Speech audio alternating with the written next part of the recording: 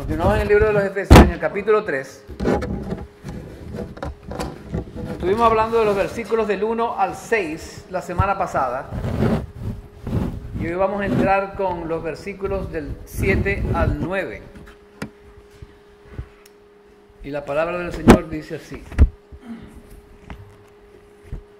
Dice: del cual fui hecho ministro conforme al don de la gracia de Dios que se me ha concedido según la eficacia de su poder. A mí, que soy menos que el más pequeño de todos los santos, se me concedió esta gracia, anunciar a los gentiles las inescrutables riquezas de Cristo y a sacar a la luz cuál es la dispensación del misterio que por los siglos ha estado oculto en Dios, creador de todas las cosas.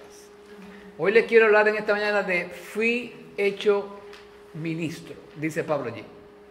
Fui hecho ministro. En estos versículos del 7 al 9, vamos a ver que es un pasaje bien profundo que el apóstol Pablo está reflexionando humildemente sobre su llamado al ser un apóstol del Evangelio.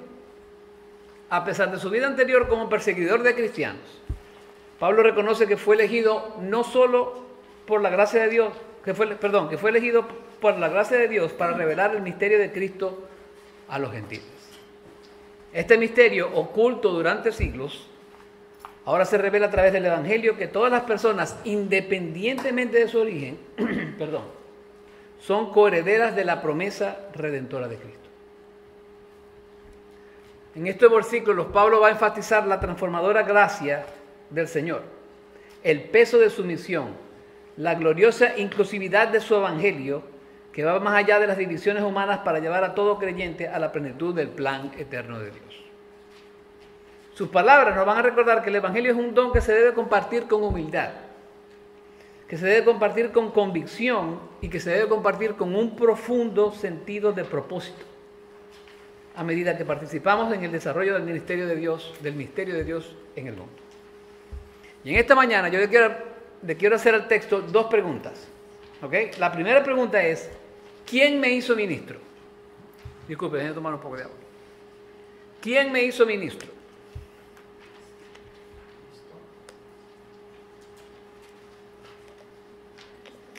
En el versículo 7, ¿quién me hizo ministro? Pero antes de ello,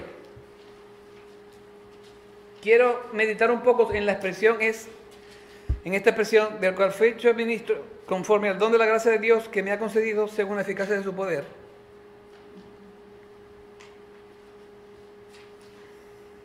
Perdón.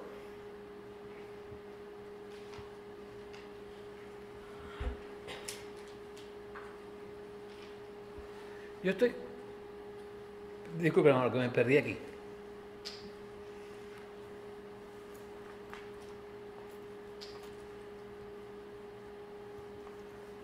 Del cual fui hecho ministro conforme al don de la gracia de Dios que se me ha concedido según la eficacia de su poder, a mí que soy menos del más pequeño de todos los santos, y sacar,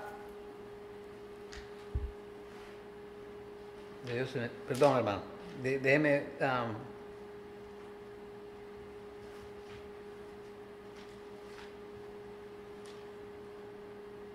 sabe que estaba estudiando con una traducción distinta a la que tengo. Ese es mi error. Pero en esa traducción tenía una expresión que decía: mediante el Evangelio. Esa expresión decía: es de este Evangelio del cual Él me hizo ministro. Esa es la traducción que yo estaba leyendo. Y tengo una meditación sobre eso. ¿Cuál es ese Evangelio? Es mi pregunta. ¿Cuál es ese Evangelio? Y yo escribí aquí: este no es el Evangelio de la prosperidad que vemos en muchos programas en la televisión. Ese no es el Evangelio que está hablando Pablo aquí.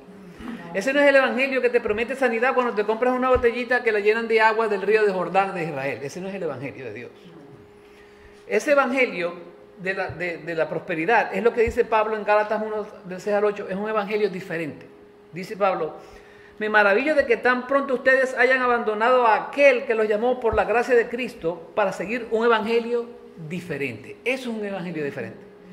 Dice Pablo que en realidad no es otro evangelio, sino que hay algunos que los perturban a ustedes y quieren pervertir el evangelio de Cristo. Esa gente de la televisión, la mayoría, pervierte el evangelio de Cristo.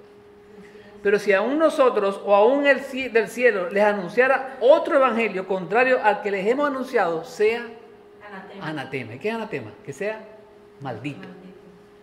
¿Ok? Entonces, ese es el verdadero evangelio. Y Pablo nos lo dice en Romanos 1 del 16 al 17, porque no me avergüenzo del evangelio, pues es el poder de Dios para la salvación de todo el que cree, del judío primeramente y también del griego, porque el evangelio, la justicia de Dios, se revela por fe y para fe, como está escrito, mas el justo vivirá por la fe. Ese es el verdadero evangelio. ¿Amén? Bueno, ya tenemos eso claro. Ahora, ¿quién me hizo ministro? Pues Dios a través de su gracia. Ahí no lo dice el apóstol Pablo, del cual fui hecho ministro conforme a ¿qué? Al don de la gracia de Dios que se me ha concedido según la eficacia de su poder. Dios me hizo ministro. Pablo siempre tuvo en claro que no fue su formación académica, no fue su extenso vocabulario, no fue su habilidad de oratoria, no fue su deseo de predicar, ni las afiliaciones que tenía. No era nada de eso. Era la gracia de Dios lo que lo hizo un ministro de Dios. ¿Ok? Yo escribí aquí, fue la exuberante, impactante, reconfortante y refrescante gracia de Dios. Amén. Y él más adelante nos dice en 1 Corintios 15:10, dice, pero por la gracia de Dios soy lo que soy. Por la gracia de Dios soy lo que soy. Y su gracia para conmigo no resultó vana, antes bien, he trabajado mucho más que todos ellos, aunque no yo, sino que la gracia de Dios en mí. Pablo estaba claro. Y yo quiero que usted se haga esa pregunta a usted. ¿Quién soy yo por la gracia de Dios? Hágase esta pregunta, hermano. Y Dios se lo dice en la palabra. ¿Quién soy yo por la gracia de Dios? El misterio no solo le da a los gentiles una nueva y una mejor relación con los judíos. El misterio también revela que hay un nuevo poder que está disponible para ellos. Fíjese lo que está allí, cuando dice la palabra, del cual fui hecho ministro conforme al don de la gracia de Dios que se me ha concedido según la eficacia de su poder. La eficacia de su poder. Y este poder lo podemos ver en la vida de Pablo. No solo Dios salvó a Pablo por gracia y le dio un ministerio especial, Él también le dio el poder para realizar ese ministerio. Amén. Él le dio la gracia para salvarlo y le dio la gracia para darle el ministerio que el Señor le dio a él. Esta palabra griega eficacia, en el griego es energía. Y la palabra poder, en el griego es dinamita. O sea que cuando Dios nos llama verdaderamente al ministerio, Él nos da una dinamita energética para poder realizarlo. Imagínate eso, una dinamita energética. Por eso que yo me digo, yo estoy haciendo esto no por mi fuerza, es por la dinamita energética que Dios me da a mí. Amén. Y Pablo estaba claro de eso, Pablo estaba muy claro de eso. Ese poder lo vimos en el capítulo 1 del 19 al 23, que decía Pablo, ¿y cuál es la extraordinaria grandeza de su poder para con nosotros los que creemos conforme a la eficacia de la fuerza de su poder? Después en el 3:20 lo va a comentar también.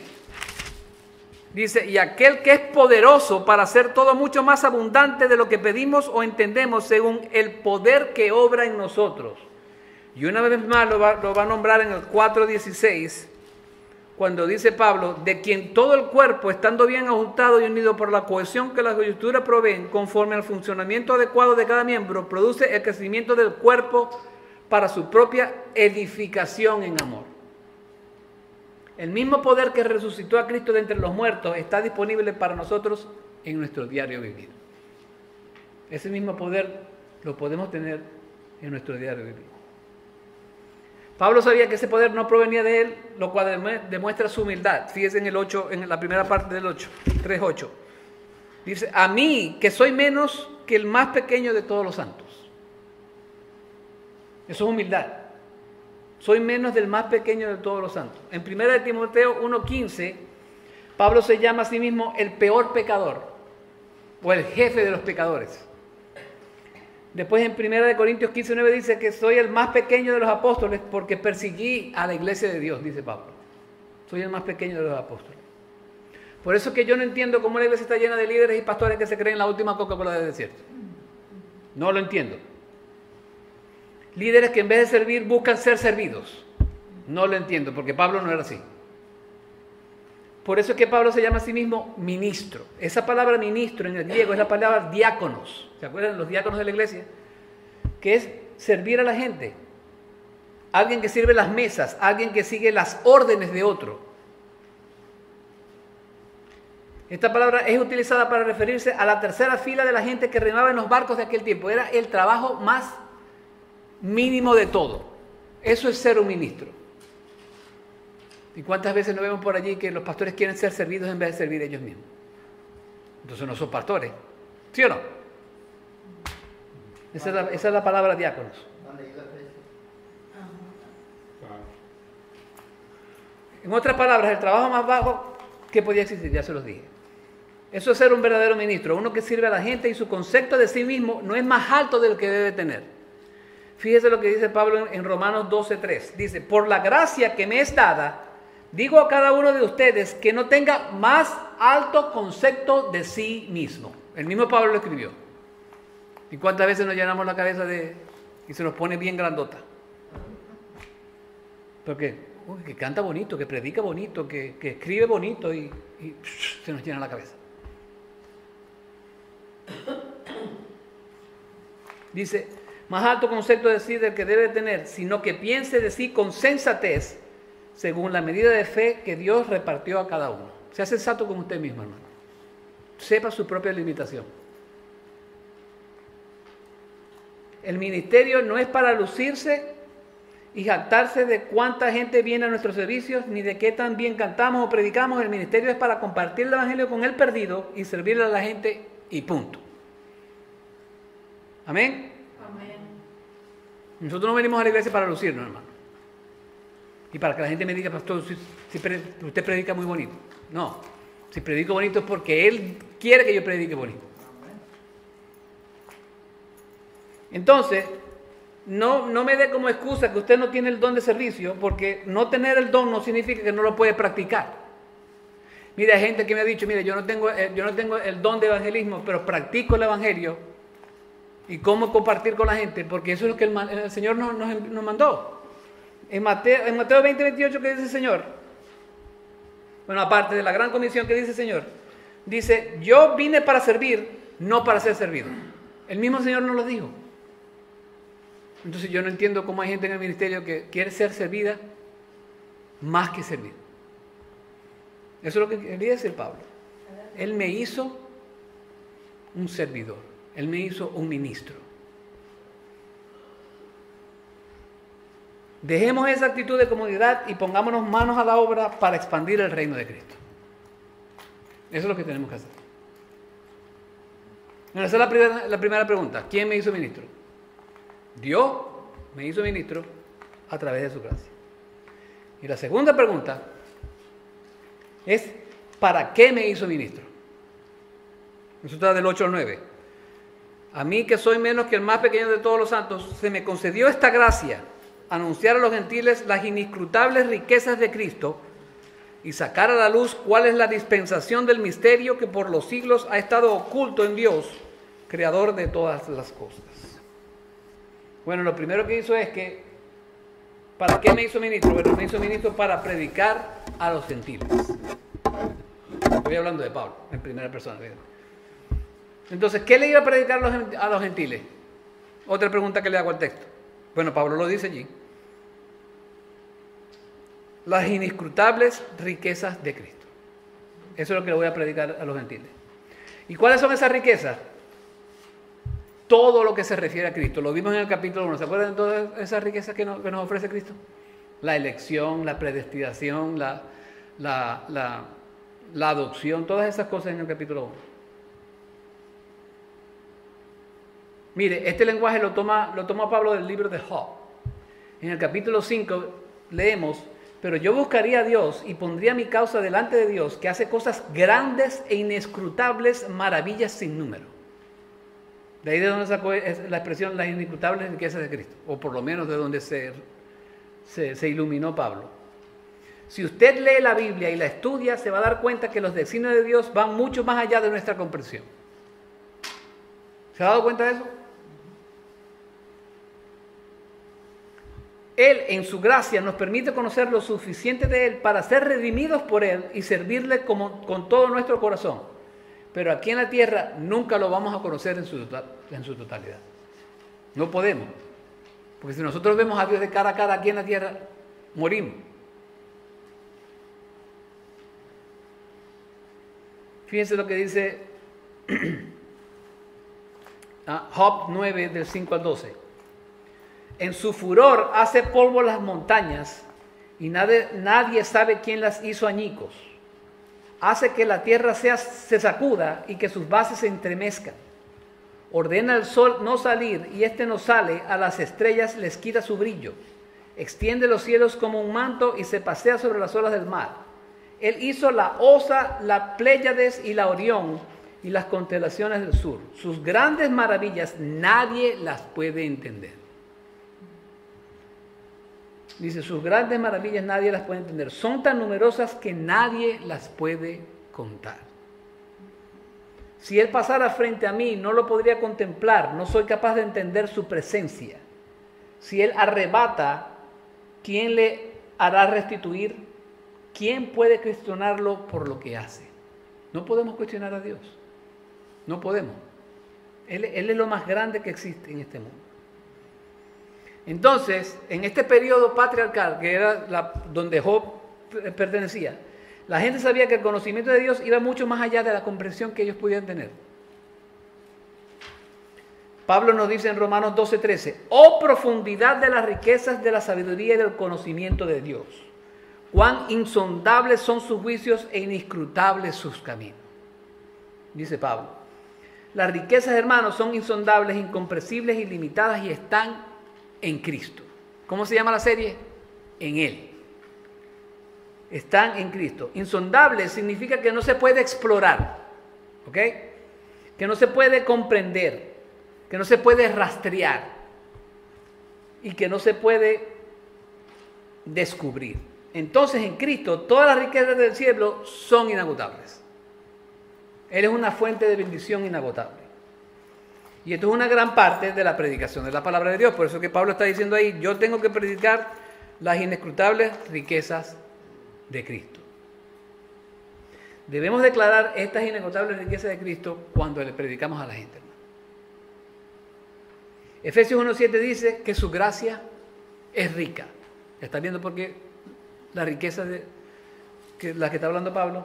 Romanos 2:4 dice que su bondad y su paciencia son ricas.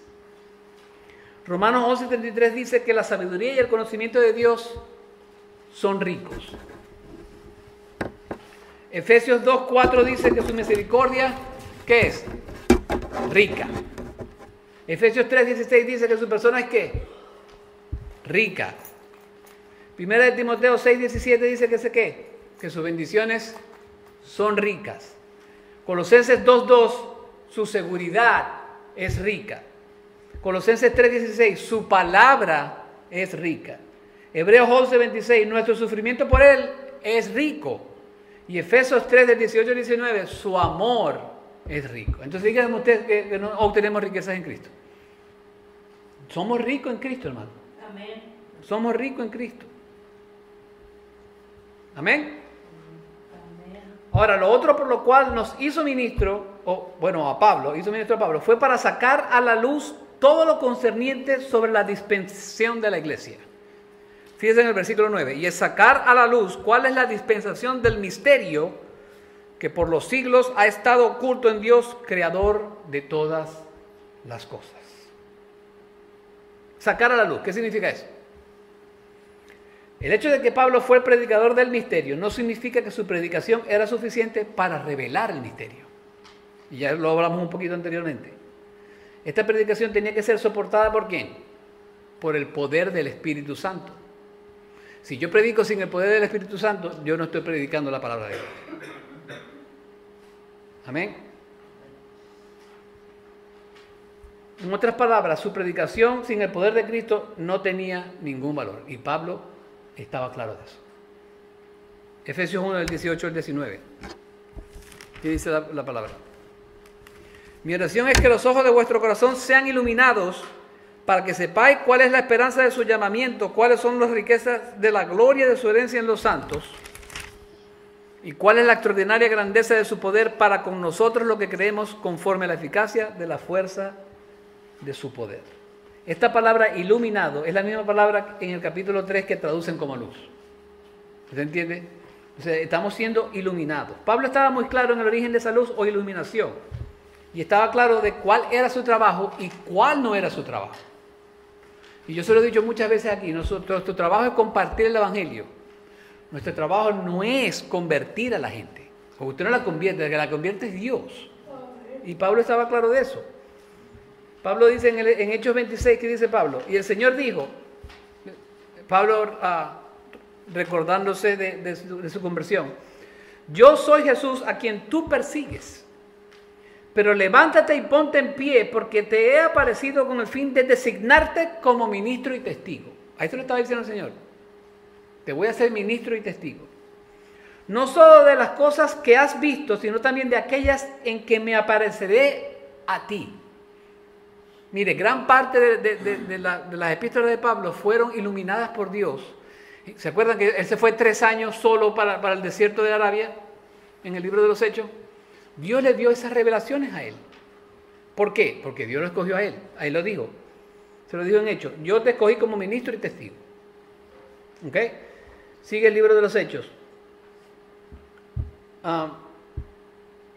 Sino también de aquellas en que me apareceré a ti, en el 17, librándote del pueblo judío y de los gentiles, a los cuales yo te envío, para que abra sus ojos, a fin de que se vuelvan de la oscuridad, ¿a la qué? A la luz. Ahí está la palabra otra vez. Y el dominio de Satanás a Dios, para que reciban por la fe en mí el perdón de pecados y herencia entre los que han sido santificados. Entonces Pablo nos dice aquí, y sacar a la luz cuál es la dispensación del misterio que por los siglos de los siglos ha estado oculto en Dios, creador de todas las cosas.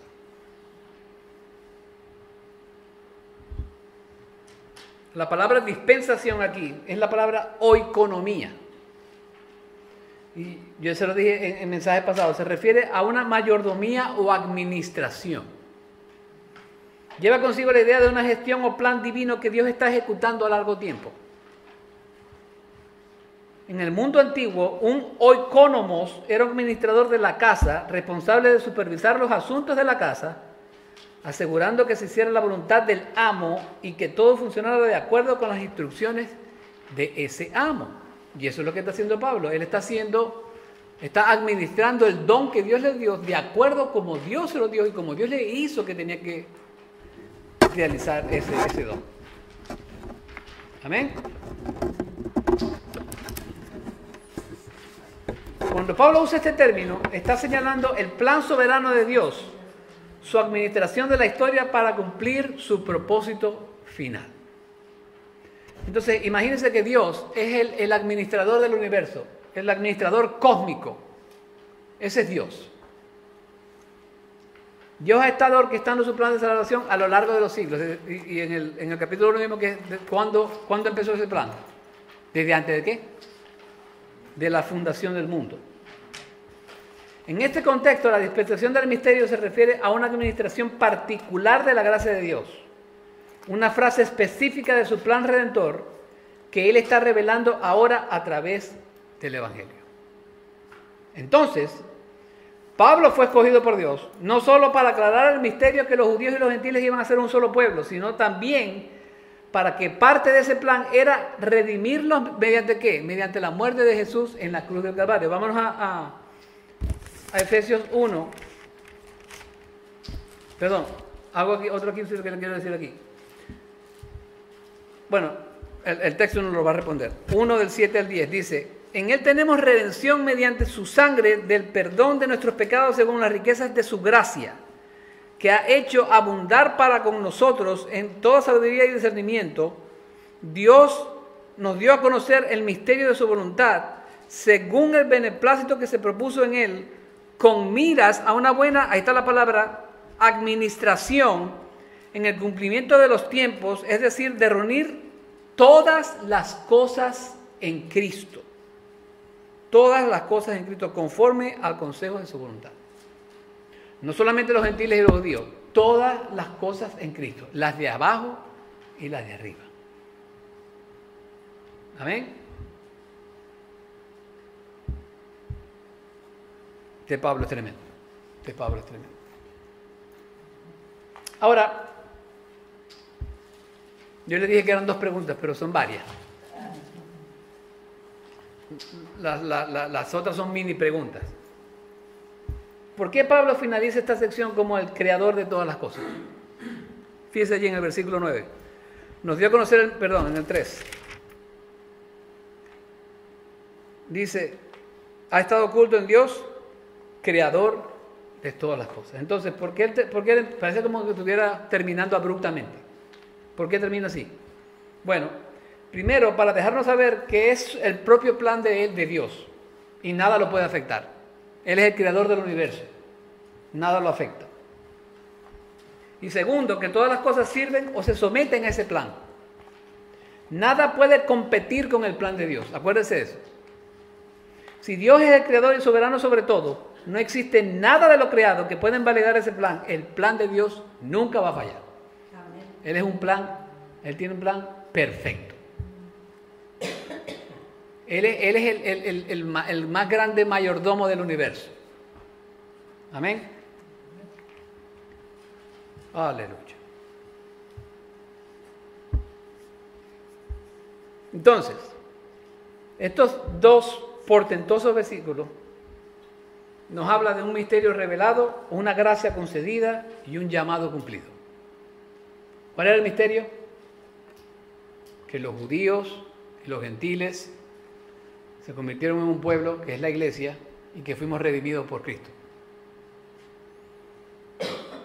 Concedido porque fue concedido ¿por quién? Por Dios. Fue concedido por Dios. Y un llamado cumplido porque Dios llamó ¿a quién? A Pablo, para revelar ese misterio. Y así como Dios llamó a Pablo para revelar ese misterio, Dios lo puede llamar a usted para hacer otra cosa. Amén. El llamado de Dios es eficaz. Dios no se equivoca en quien llama. Por eso es que Él dice que Él escogió lo más bajo de este mundo, dice Pablo. Estoy parafraseando. Porque usted se preguntará, bueno, pero ¿cómo es posible que el Señor haya escogido a alguien como Moody, que lo que vendía zapatos? O de pronto un beisbolista como Billy Sunday. O no me acuerdo ahorita cuál es el nombre, pero o un tipo que era un borracho. Porque el llamado, él no se equivoca en llamar a la gente. Él no se equivoca en llamar a la gente. Pablo nos escribe sobre un Dios que en su infinita misericordia toma a los quebrantados, caídos y defectuosos y les da un propósito y un valor incalculable. Este pasaje es a la vez humilde y reconfortante, recordándonos que ningún error pasado ni ninguna incompetencia personal puede disminuir la gracia que Dios derrama libremente sobre nuestras vidas.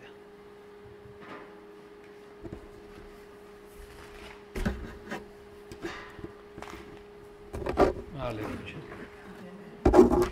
Vivir como aquellos que han visto la luz del amor de Dios en la oscuridad de este mundo es una responsabilidad sagrada y un profundo privilegio. ¿Escuchó eso? Vivir como aquellos que han visto la luz del amor de Dios en la oscuridad de este mundo es una responsabilidad sagrada y un profundo privilegio. Al reflexionar sobre estas palabras de Pablo, recordamos que el amor de Dios es una fuerza implacable que penetra los lugares oscuros de nuestro corazón. Llega a las grietas de nuestros fracasos y los llena con su luz eterna. Amén. El Salmo 139 nos dice que la oscuridad para Él no es oscura nada. Así que como Pablo, abracemos el misterio del amor, la gracia de Dios y tengamos el valor de convertirnos en sus mensajeros, porque así llevamos la belleza de su esperanza a un mundo que espera y anhela ese amor que solo Él puede dar. Amén. Vamos a orar. Padre Celestial, gracias por tu palabra, Señor, por estas portentosas palabras de Pablo. Reconforta nuestros corazones con tu gracia, Señor. Tu gracia salvadora, tu gracia que nos da paz, Señor. La paz que sobrepasa todo entendimiento. Ayúdanos, Señor, a caminar contigo día tras día, Señor. A pesar de nuestros problemas, Señor, y de nuestras angustias. Así como dice el salmista, Señor, que tú estás en medio de nuestra angustia, Señor. Y que tu gozo no depende de las circunstancias, depende de ti, de tu Espíritu Santo. Danos ese gozo, Señor. Devuélvenos el gozo de la salvación, dice David. Y ayúdanos a seguir caminando en este camino que tú nos has establecido. Te pido por nuestra iglesia, Señor, que tú sigas trayendo a gente, Señor, porque es tu voluntad y no la voluntad nuestra. Ayúdanos a predicar el Evangelio, Señor, y a saber cuál es nuestro puesto, Señor, que es predicarlo. Y tu puesto a través de tu Espíritu es convertirlos, hacerlos una nueva criatura. Gracias, Señor, por tus bendiciones. Pido por todas aquellas personas que no están aquí presentes, que tú las bendigas y las protejas. Y te pido por aquellas que están pensando en venir, Señor, que tú toques sus corazones, Señor, para que sigan viniendo y llegando aquí a tu iglesia, por la cual tú moriste. Gracias, Padre, en el nombre de tu Hijo Jesús. Amén y amén.